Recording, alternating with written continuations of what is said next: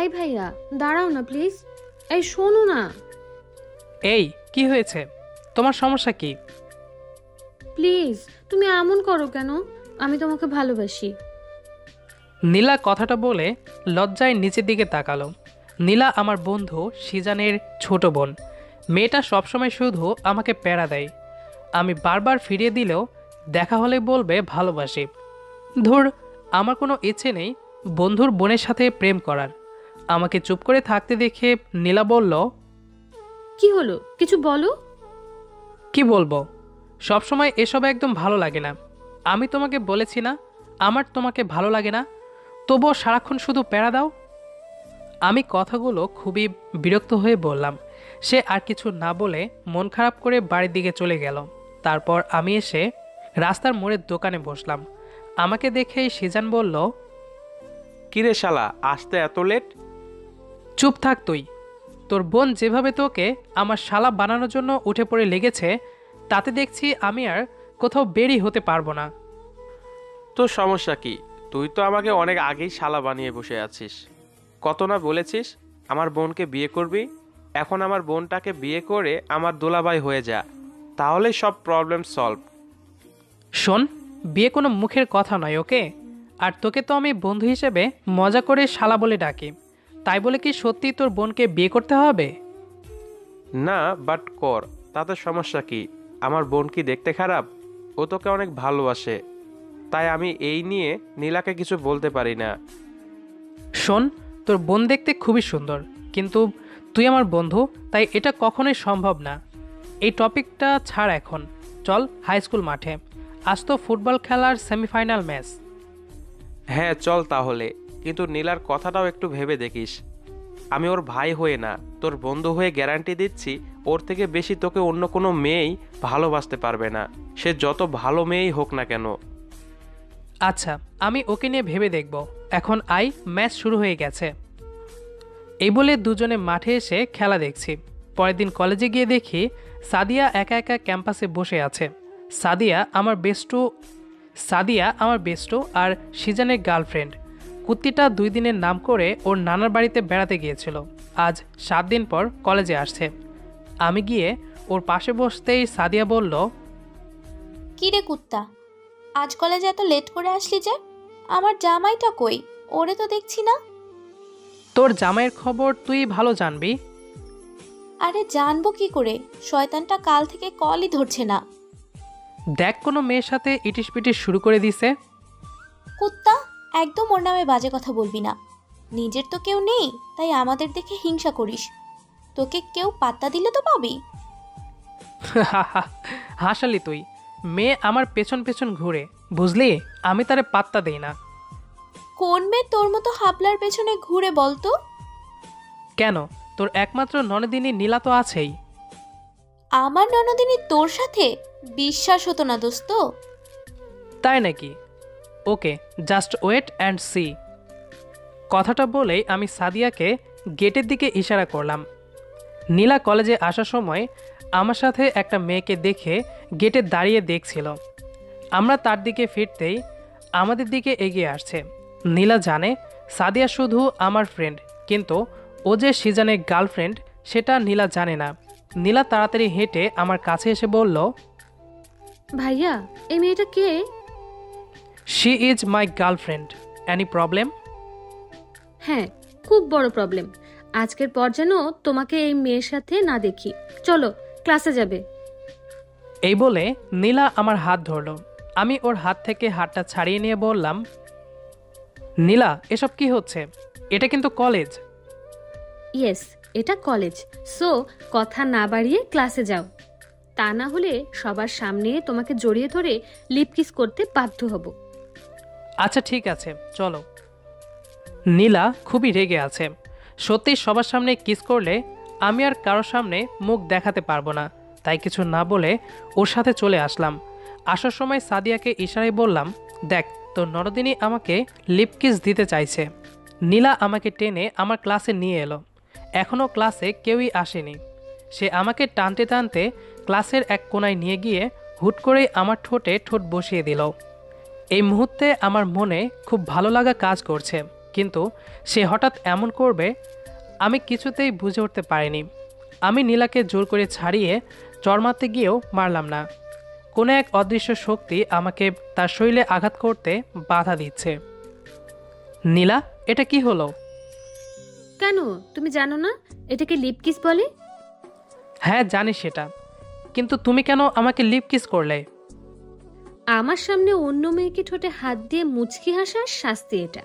এরপর কোনো মেয়ের সাথে কথা বলতে হলে বুঝে শুনে বলবে। কেন? তুমি আমার কে যে এসব শুনতে হবে? আমি তোমার ভবিষ্যৎ বউ, তাই। এই বলে নীলা হনহন করে ক্লাস থেকে বেরিয়ে গেল। আমি কি করব ভেবে পাচ্ছি না, তাই বেঞ্চে বসে পড়লাম। আমি যাই করি না কেন এই মেয়ে সত্যি আমার পিছু ছাড়বে না।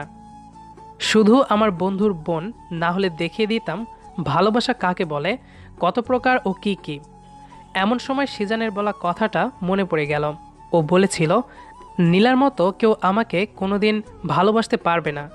হ্যাঁ সত্যি, কেউ তার মতো আমাকে ভালোবাসতে পারবে না। কিন্তু কি করব, আমি শত চেষ্টা করেও তাকে আমার জীবন সঙ্গিনী হিসেবে মেনে নিতে পারছি না। কেন যে সে ওই সিজানের বোন হতে গেল?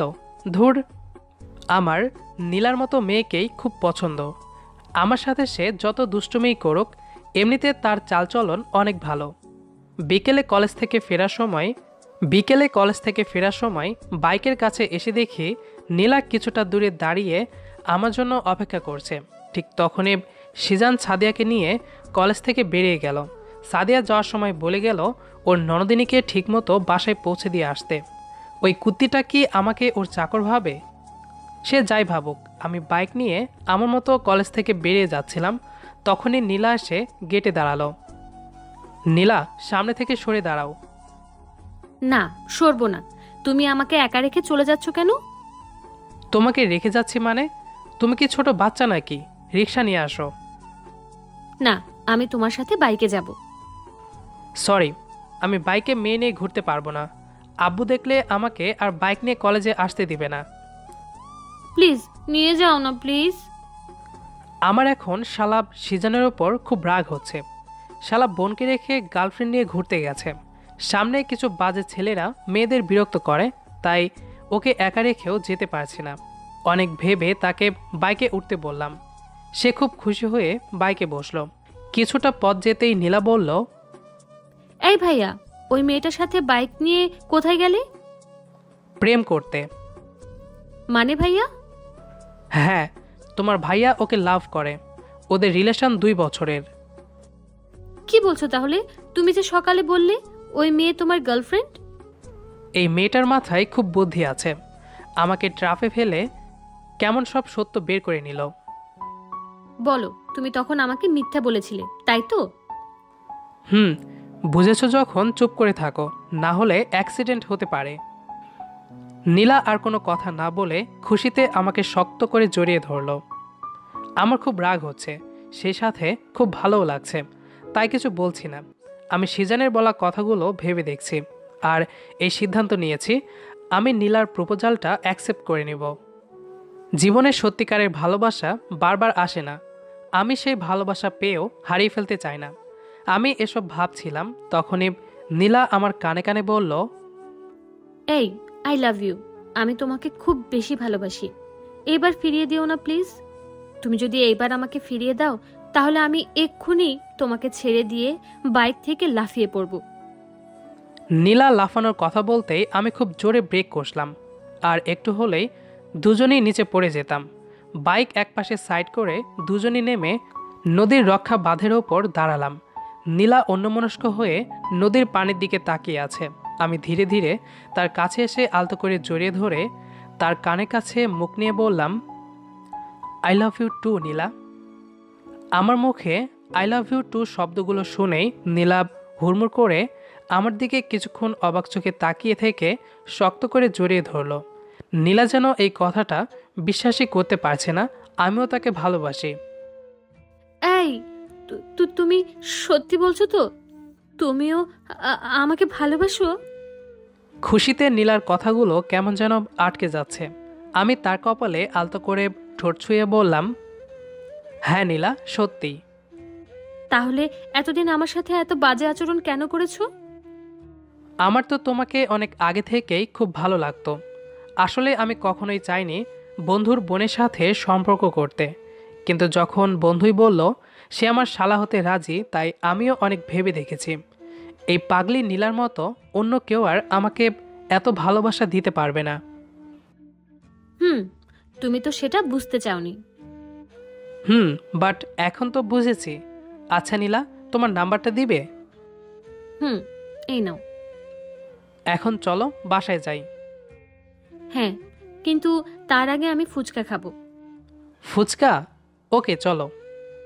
আবারও বাইকে উঠে দুজনে রাস্তার পাশের একটি ফুচকার দোকানের সামনে এসে দাঁড়ালাম। নীলাকে ফুচকা খেতে এর আগেও কয়েকবার দেখেছি, বাট আজকের মতো খুশি হতে কোনোদিনও দেখিনি। তার ফুচকা খাওয়া শেষ হলে সিজানকে কল দিলাম।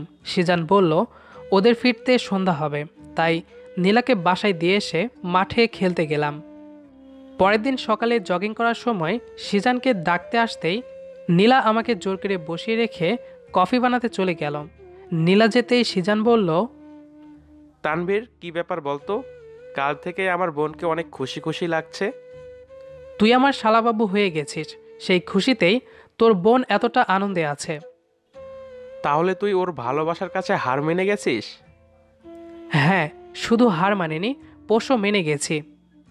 গুড, তাহলে তোদের বিয়েটা তো দিয়ে দিতে হয়। চুপ কর তুই। প্রেম শুরু না করতেই বিয়ে? আগে তোরটারে বিয়ে কর। 2 বছর হয়ে গেছে, সেই দিকটাও মাথায় রাখিস। আমাদের কথার মাঝেই নীলা আমাদের চা দিয়ে গেল। চা খেয়ে দুই বন্ধু অনেকক্ষণ জগিং করে যার যার বাসায় ফিরলাম। এসেই দেখি সাদিয়ার 5টা কল, তাই কল ব্যাক করার সাথে সাথেই ওপাশ থেকে কুত্তিটা বলল, ওই কুত্তা, তোরে কতবার কল দিচ্ছি, ধরছিস না কেন? ওই কুত্তি, আমি কি সারাক্ষণ ফোন নিয়ে বসে থাকি নাকি? ওই দোস্ত, একটা সাহায্য করবি? বেশি ভুকভুক না করে বলে ফেল। আমার আর ওই শয়তানটার বিয়ের ব্যবস্থা করে দে না। পারবো না। এটা কি আমার কাজ? তোর জামাইকে বল তোদের বাড়িতে বিয়ের প্রস্তাব পাঠাতে। রাখ ওর কথা, শয়তান একটা ভিতর ডিম। তুই একটু ওর আব্বুকে বলে দে না প্লিজ। আমাদের বিয়েটা হলে তোকে অনেক বড় ট্রিট দেব, প্লিজ দোস্ত। আচ্ছা যা, আমি বিকেলে তোর শ্বশুরের সাথে কথা বলবো, তবে আমার একটা শর্ত আছে। আচ্ছা বল, কি শর্ত তোর? তোদের বিয়ের কিছুদিন পর আমার আর নীলার বিয়ের সকল দায়িত্ব তোদের দুজনকে নিতে হবে। হ্যাঁ আমি রাজি, প্লিজ আমাদের বিয়েটা শুধু হোক, তারপর তোদের বিয়ের সব কিছু আমি আর ওই করব। ডান। আল্লাহ হাফেজ। সাদিয়া কুত্তির সাথে কথা বলে শুয়ে শুয়ে ভাবছি। বলে তো দিলাম সিজানের আব্বুকে সব কিছু বলবো, কিন্তু উনি যদি মেনে না নেন তাহলে কি হবে? এসব ভাবতে ভাবতে ফোনটা হাতে নিয়ে নীলাকে কল দিলাম। কি করছো জান? এই তো বসে আছি বেবি।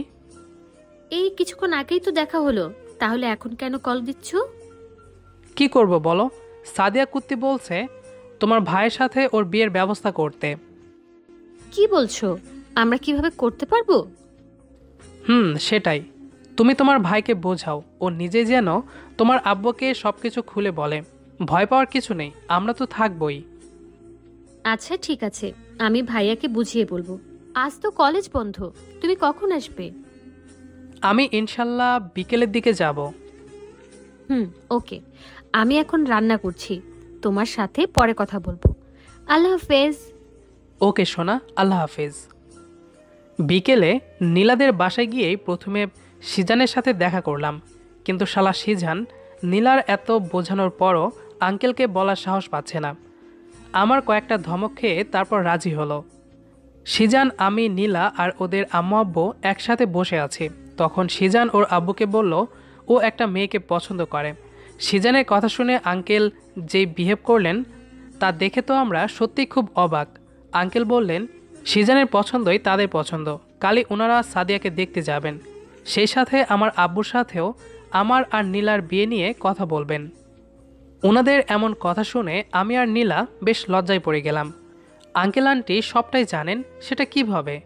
পরে নীলার সাথে কথা বলে জানতে পারলাম নীলা আন্টিকে আমার বিষয়ে সবই খুলে বলতো। তাই এনারা সবই জানেন। তানভীর, হ্যাঁ বলো। এই বলছি, আব্বু আম্মু কি তোমার আব্বু আম্মুর সাথে কথা বলে আমাদের বিয়েটাও এক্ষুনি দিয়ে দিবেন? আমারও সেটাই মনে হচ্ছে। কিন্তু আমি এখন বিয়ে করতে চাই না। কেন, তুমি কি আমার বউ হতে চাও না? হ্যাঁ চাই, কিন্তু আমি তোমার সাথে প্রেমও করতে চাই। বিয়ে হলেই তো সব শেষ। এই, কে বলেছে বিয়ে হলে সব শেষ? বিয়ে থেকেই প্রেমের শুরু, জানো না? স্বামী স্ত্রীর মাঝে সবসময় প্রেম ভালোবাসা থাকতে হয়। বিয়ের পর প্রেমই হচ্ছে আসল প্রেম। হ্যাঁ, তুমি ঠিকই বলেছ, আমি আসলে বুঝতে পারিনি। কিছুদিন যেতেই সত্যি সত্যি সবাই মিলে সিজান আর সাদিয়ার সাথে সাথে আমাদের বিয়েটাও দিয়ে দিলেন। এখন নীলার দুষ্টুমি আগের থেকেও অনেক গুণ বেড়েছে। সকালে ঘুমিয়ে আছি, এমন সময় মনে হলো কেউ আমার বুকে ও মুখে হাত বোলাচ্ছে। এতে আমার খুব সুসুই লাগছে। চোখ মেলে তাকে দেখি দুষ্টু নীলা। আমি তাকে দেখেই একটানে বুকের সাথে মিশিয়ে নিলাম। এই কি করছো? যাও উঠে ফ্রেশ হও। এত বেলা করে ঘুমাও কেন? ভালো লাগে তাই ঘুমাই। ভালো লাগলেও এখন থেকে আর সকালে ঘুমাতে পারবে না। কেন বলো তো?